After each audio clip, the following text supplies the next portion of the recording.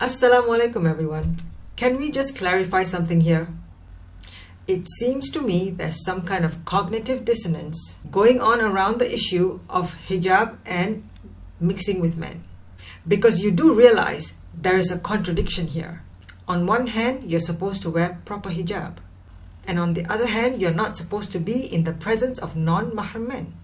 But if you're not in the presence of non-mahram men, what exactly is the hijab for then? The only reason hijab exists in the religion is as a condition for women being in the presence of non-mahram men. The hijab is what allows the woman to do that. The hijab is her license to move about in the world as needed in mixed company.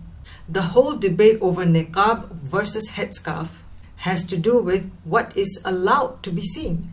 So if you are covering what is not allowed to be seen, and the only thing anyone can see is what they are allowed to see, what exactly is the issue? There's a lot of absurd objection around women working outside her home, even if she wears hijab, and even if her husband gave her permission. But why? Seriously, why? Women working outside is not a new thing. What is new is urbanization and the fact that women are working in offices instead of out in the field or in the market. But in either such scenarios, women were interacting with non-mahram men, and they wore hijab to make sure it was halal. Look, the only actual prohibition regarding non-mahram men is to not be in seclusion with them.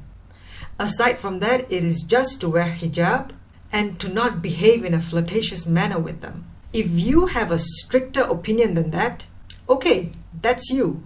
But you can't impose that on anyone else. And you can't claim that your opinion is the only valid opinion on the subject.